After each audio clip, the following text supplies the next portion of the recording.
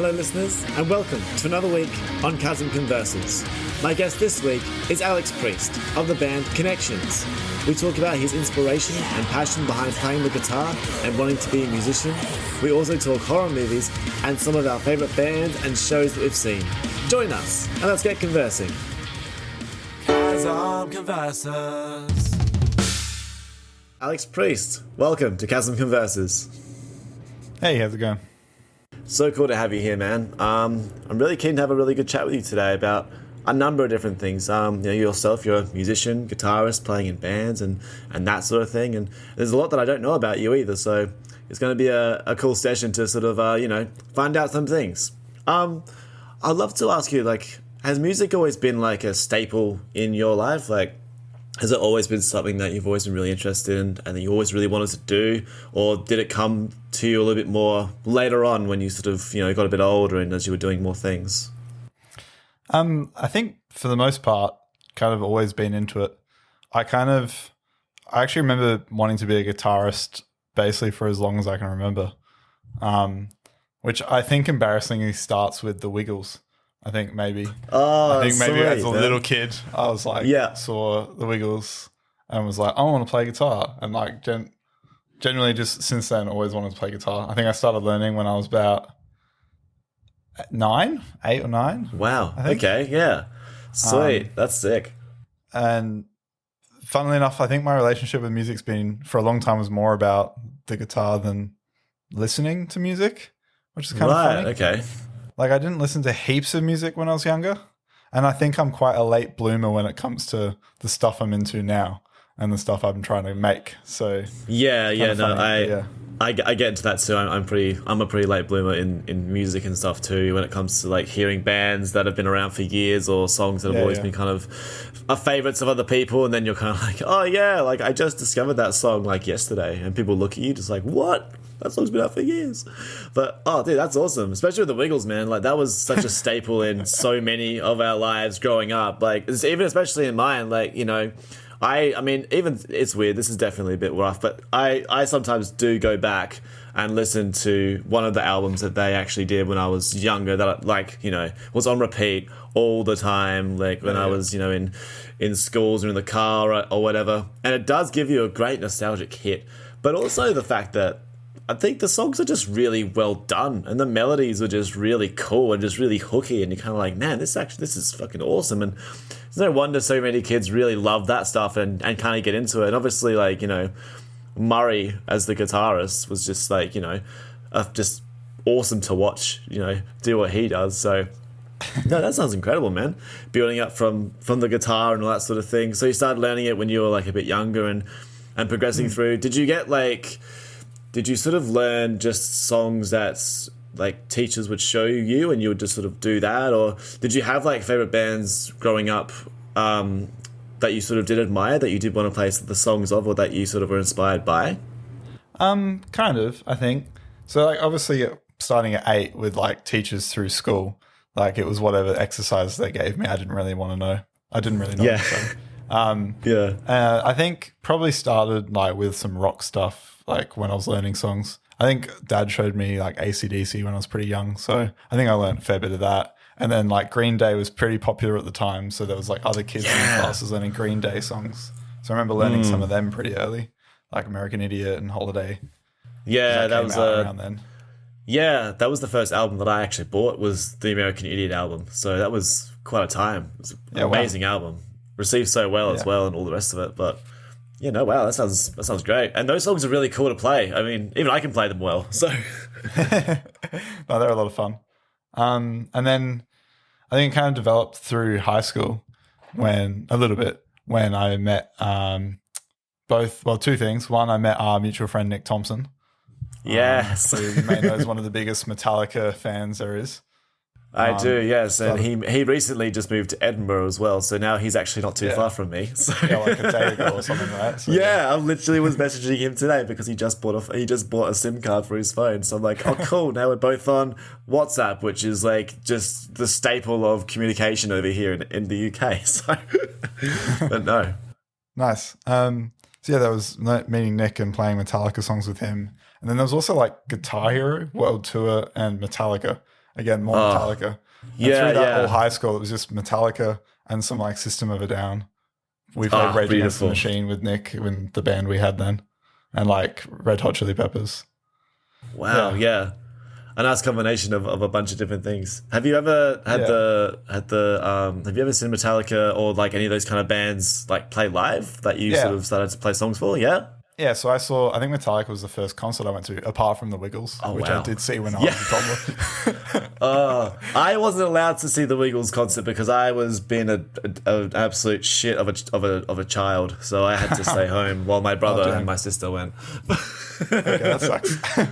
Yeah. But no, that Metallica as your first concert would have been just, wow, incredible. Where did you see them?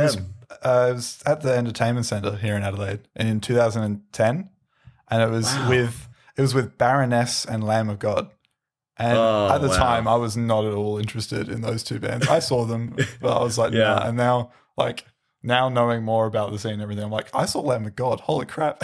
Yeah. Even I haven't seen them yet. I'm a pretty big fan of them as well. Oh, that would have been great. It's so cool how like your taste in music and stuff can kind of progress as you sort of get older, especially when you do listen to bands a certain way when you are a bit younger. But that sounds great. I mean, I saw Metallica for my first time at Download just recently, and it was so cool just to see that band play on that grand stage. It was so cool. Even just the fact that like when you're in like that presence of a band, there's just something about them that just, it resonates with people differently when they hear it. And it's just, absolutely fucking wild. But yeah, that sounds like a great time, obviously, like, you know. And I mean, Nick, for context, was the drummer in the band that we were in, Paper Sunsets, Oceans, back in the day. So playing songs with him, especially playing Metallica songs with him, would have just been an absolute dream because he is all over that stuff. Oh yeah, for sure. That was a lot of fun. So I guess branching out from like playing in that and all the rest of it, like going through high school and getting better at the guitar and going on from that sort of thing, did you find yourself sort of becoming involved in bands once you left high school? So no, I actually had, so I went to uni and studied for 4 years. And I just about stopped playing during that time. Wow. Okay. I really didn't pick up the guitar much at all for quite a while. Wasn't in any bands, didn't really do any music stuff. And then I think I finished uni and started my job that I work at the moment. And kind of discovered I didn't have to do homework when I got home from work. And B, had some expendable income. And kind of for a while, I'd thought I'd like to get back into music stuff and had some like fantasy dream of like doing a studio or something, like trying to record and produce my own stuff just for fun.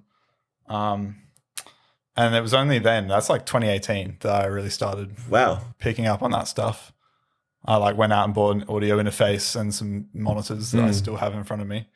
And then during all that research, trying to learn how to record and everything, I came across a band that was mentioned a bunch by people called Periphery. Right, yeah. And cool. This is like only 2018, so like I'm 23 or something. I feel like that's when I found music to me. So like, right, okay. I basically like found Periphery and then was like, holy crap, this is what I want to do. So sick. It's not that long ago, really, but I've kind of been obsessed with them and all the prog metal and genty stuff that's come out and all the modern metal core that's happening now. So I really went from there to branching out to all the stuff I like now, which is them and stuff like Spirit Box and North Lane and Architects. 100%. You're wearing an Architects shirt, so I am. Yes, I am. Yes, this is one of the older ones actually. This is like, you know, weird, like very weird tangent, but like this is one of those shirts that I never thought that I'd actually still have now because I wore this to Unify 2020, and this shirt got absolutely destroyed. It got just trampled. It was mud. It was just destroyed. And somehow the washing machine saved it and it lived to fight another day. So it's still able to be worn. But yeah, awesome. that sounds incredible, man. Especially it's like, even if you get into things very late, I mean, we might be quite similar in this respect, but sometimes when you get into things quite late, you can be so invested in it so quickly and so soon that you really want to learn everything about it and listen to everything about it, and it can kind of grow your own musical mind pretty quick. So I guess, like, you know, through learning Periphery and really wanting to be involved in like, learning how to mix and master, and then having that metal influence, yeah, it really must have just grown your whole intellect about recording and being a musician in that sense. Probably. I think I'm a bit of an obsessive person.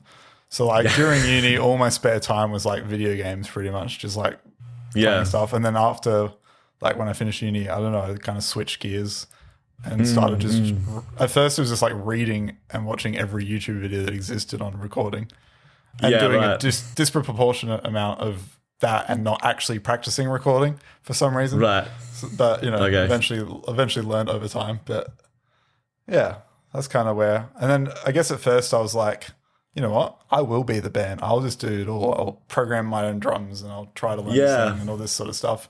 And at some point I was like, actually, this is really hard. I'm not sure I can do it. Take the Dave Grohl direction. Yeah, a little bit. So that's kind of when I joined Connections, which funnily enough was just from like a Facebook ad. Oh, really? The drummer and bassist, Denzel and Brandon, they wanted to make a band. I like literally joined a Facebook like Adelaide musicians group. Yeah. Went on there. And like the first post I saw was them. And they were like looking to form a prog metal band for like people who are fans of like Periphery, North Lane, Tesseract. And I was like, that is exactly what I want. Straight down the avenue. Wowzers. That's sick. Literally the first post you see. It's almost like you joined the group and that's like, well, I've got my thing now. I can just be in and out and I've got my band. Wow. Yeah, no, that's incredible, man. Like, was Connections like the first kind of band that you kind of joined, I guess, outside of like university and high school? Yeah, pretty much. That's sweet. You'd be loving it then. Yeah, it's been a lot of fun. It's taken, we sort of started trying to jam together and figure out what we're going to do. It took us quite a while to find a singer, and thankfully we eventually found Felicia, which is awesome. Absolutely. And then there was sort of COVID, so there was obviously not really like gigs happening, so we didn't really get started that way. That was a hard time.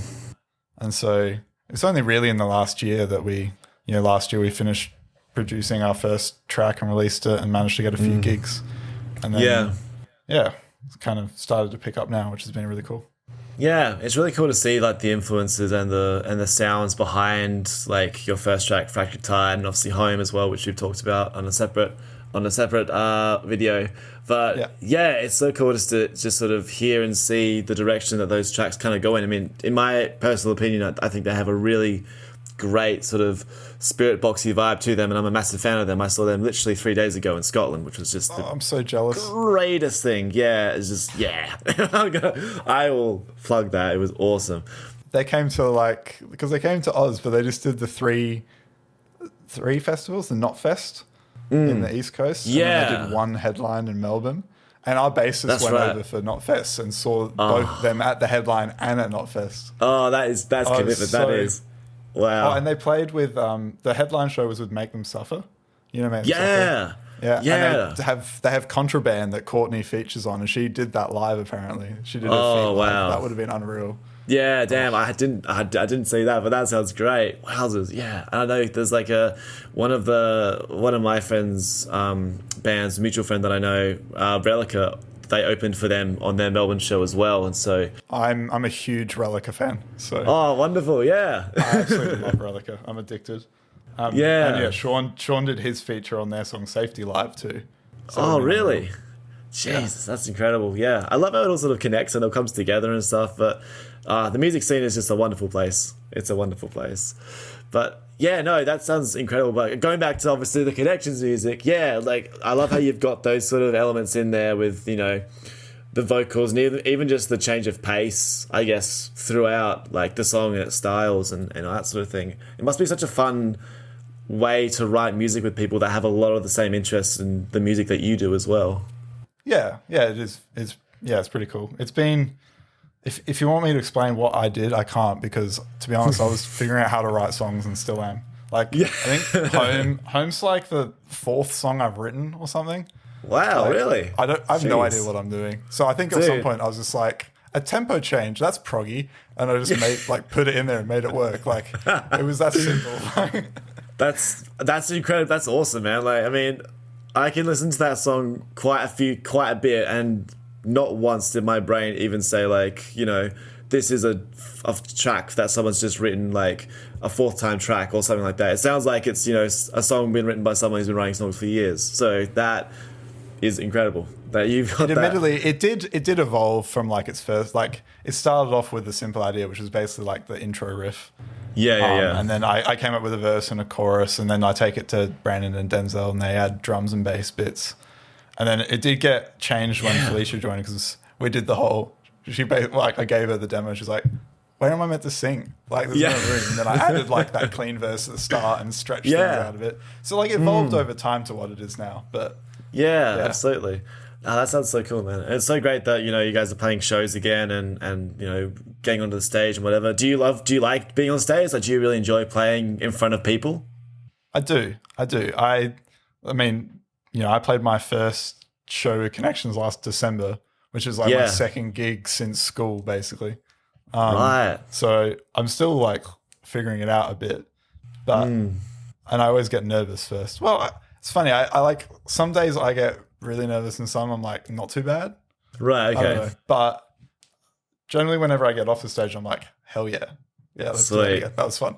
So no, I've got I'm a bit similar in that sense. I do sort of enjoy going on stage and playing big gigs and all that sort of stuff. I mean, back when I was with Sunsets, it was quite fun just to throw the bass around and just, I mean, that was we had 4 frontmen in that damn band, so people were just everywhere, like running into each other. Have you guys had any situations yet where you've like almost like hit each other on stage, or almost like run into each other or hit one another with instruments? We did one in one gig, but that's because it was in Ancient World, which is this tiny little venue with a tiny stage, like underground. And so just because of how close we're to stand, but otherwise we're all, especially since like I'm pretty new and like our bassist Brandon's pretty new to gigging. Like, we don't move around too much yet. Hopefully we will more soon, but we haven't had that problem just yet. No, I mean, it's really fun playing like the venues in Adelaide and seeing sort of which, like, the ones with the most room. Because I mean, Crank is always a great one to play because there's a bit more space to maneuver around. Enigma's actually really good for stage space as well, because you can sort of move around and all the rest of it, which is quite good. What's been like your favorite one to sort of play so far? Like, because I mean, you've played like only a handful of gigs. What's been your favorite gig to play so far? We've only played 5. I think I've played.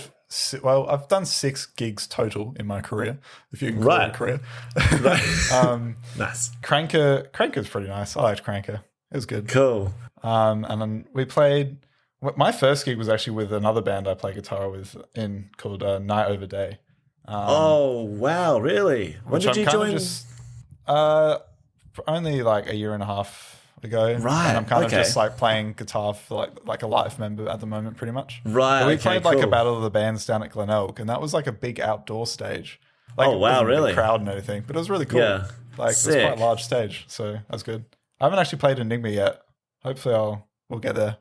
Oh, you'll get there eventually. If you're in the Adelaide band scene, you'll be getting to Enigma eventually. Especially if you're in metal. It's almost like the christening. Is like you have to play Enigma.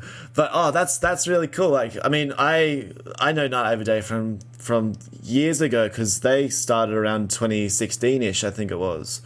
And my band, our band Oceans, played gigs. I think maybe 1 or 2 gigs with them when they very first started off. But yeah, no, they had some really great tracks. I think Dreamweaver is still literally on my Spotify that I've got downloaded. So like, we played that one live because I played a gig with them a few months ago.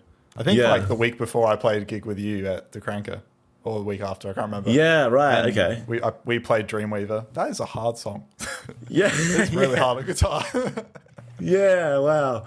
No, it sounds like that's really great. I love the fact that those guys are still doing stuff, because I mean, sometimes with bands, especially in the Adelaide scene, the shelf life can sometimes be quite short. So it is quite impressive when you do see bands that do last like quite a while and keep on going. I mean, we were 9.5 years in the end, and that had turmoil for maybe 6 years in. The last 3 years were just like, the last 3 years are pretty much in pieces in a way, but we still got there a little bit longer. But then you got bands that will do like a couple of singles, maybe an EP, and then before you know it, they've disbanded, and then half of them have gone off and joined other bands, and it's all sort of spread out, and it's all over the place. So, but no, it's cool that those guys are still going on, and obviously that you're helping them out live and playing guitar and stuff. Yeah. So I'm not sure how many members because Andoni's the one that I know has been in the band for a long time.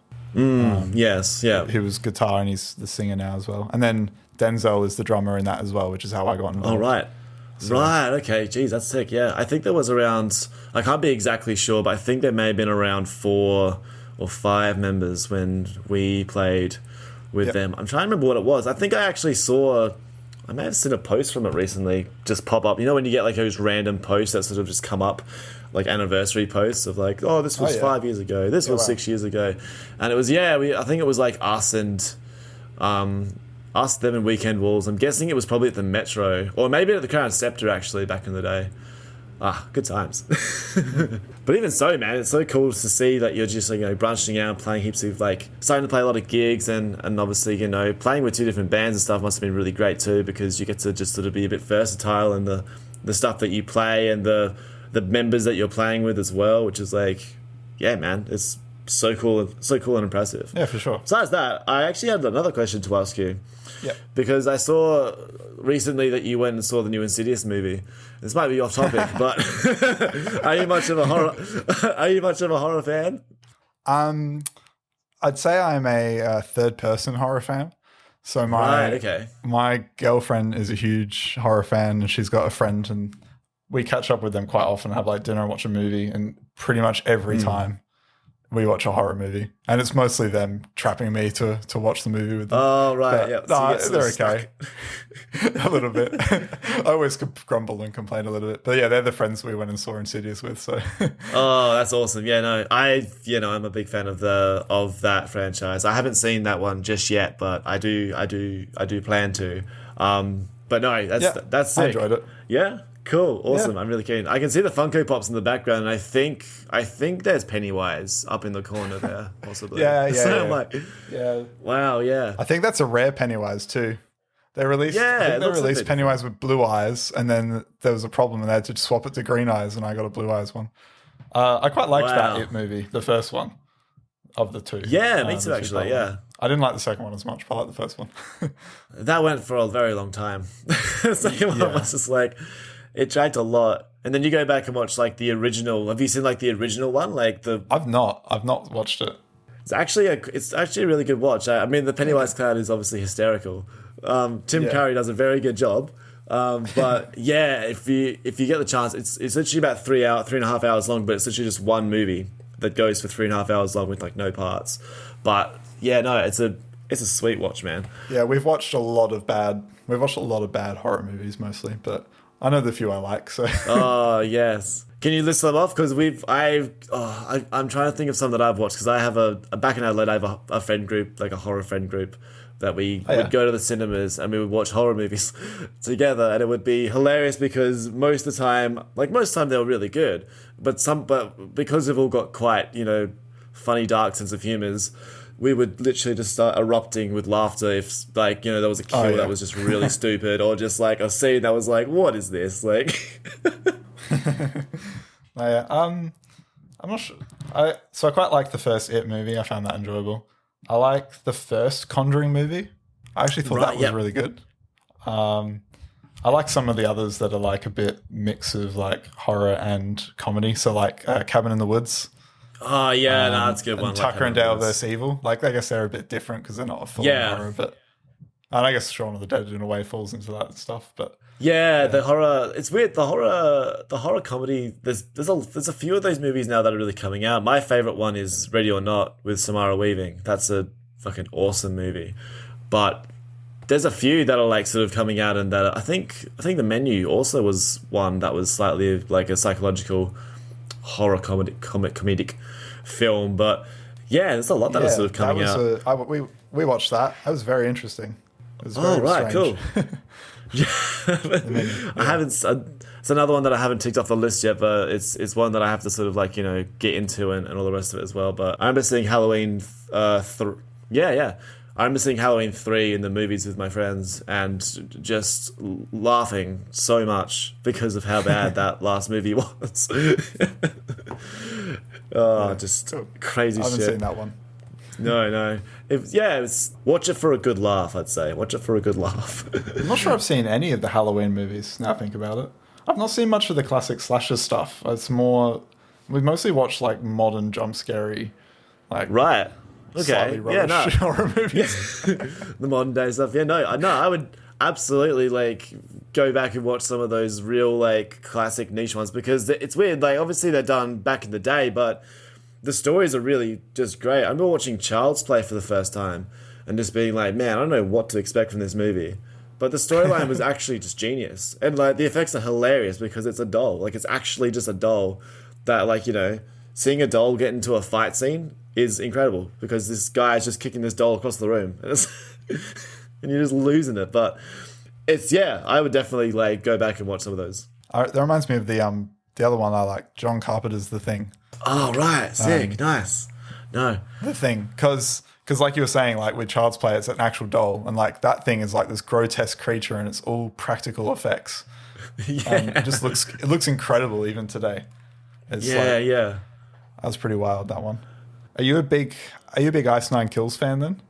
Ice Nine Kills? Oh yeah. Yeah, definitely. Yeah.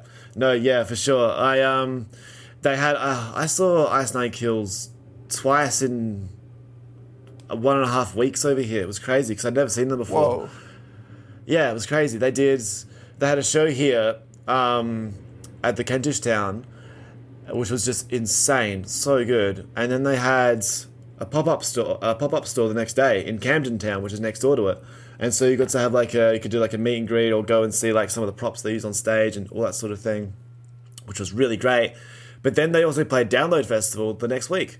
And I was like, shit, okay, well, I'll see them again. And it's so weird when you see like a band, like, you know, because it was the same set pretty much, but you see them play the big set and then you see them playing the next one to like, you know, hundreds and thousands of more people. But no, they were awesome. They've got some amazing songs and just their presence is great. But no, a lot of the horror movies that I have sort of delved into and watched have been because of their songs about those movies. Yeah, they are really, really great, man. They're really good. You're much a fan of them as well, yeah? Yeah, I really like their latest album. I found that I never listened to some of the older stuff, but I've not been like a fan forever. Just same. Enjoyed some of their stuff. But just even some of their song names and lyrics I find hilarious. So yeah, no, that's that. I mean, I got into them obviously quite late, you know, same, quite late bloomed into them. But then like, you know, you get into something late, but then you just listen to everything that they've ever done in like the space of a month. And then you just know it. You're like, haha, it looks like I've known them for years, but really I'm just obsessive and I've really just really decided to know about them. So, no, they were wonderful to see, man. Awesome. One last question before we wrap up and finish up here, I think. One of your most favourite shows that you've attended that you've just really just absolutely loved, that's sort of been like a staple for you? Man, that's hard. I've seen quite a few shows since the peripherine or whatever you want to call it, since I discovered what I actually like. Yeah. I don't know. I'm not really sure. I've seen, like, I love seeing Aussie bands. So yeah, I've seen Polaris a few times. Love seeing Polaris. Oh yeah, they're awesome. They're so awesome. And Thornhill is another one. I've seen them a couple of times. And I actually saw them. Well. Yeah, for sure. I saw them on their tour for their most recent album in Adelaide, and they just own the stage. It's pretty crazy. Really? They're like huge. Wow. Yeah, and they sound huge as well.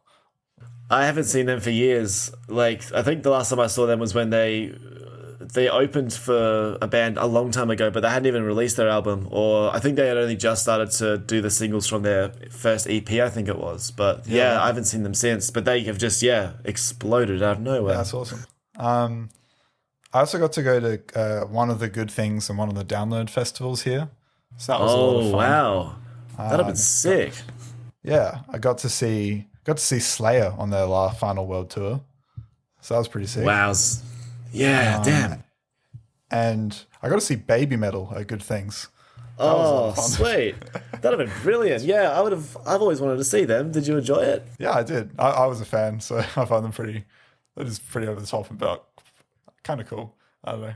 Relic opened for them as well recently, I saw too. Yeah, I would have loved to have seen that. Just love Relica, love Baby Metal, so it would have been pretty cool. But alas, not. Oh, yeah.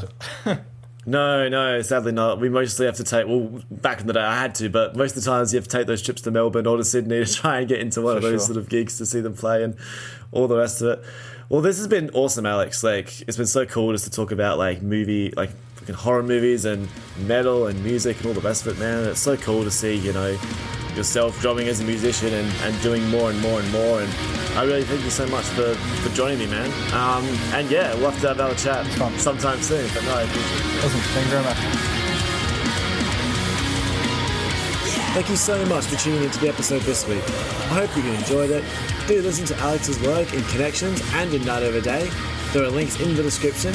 As well as that, check out the Chasm review that I did with both Alex and Felicia surrounding their new single, Home, which you're hearing right now, on my YouTube channel, @ThisIsChasm.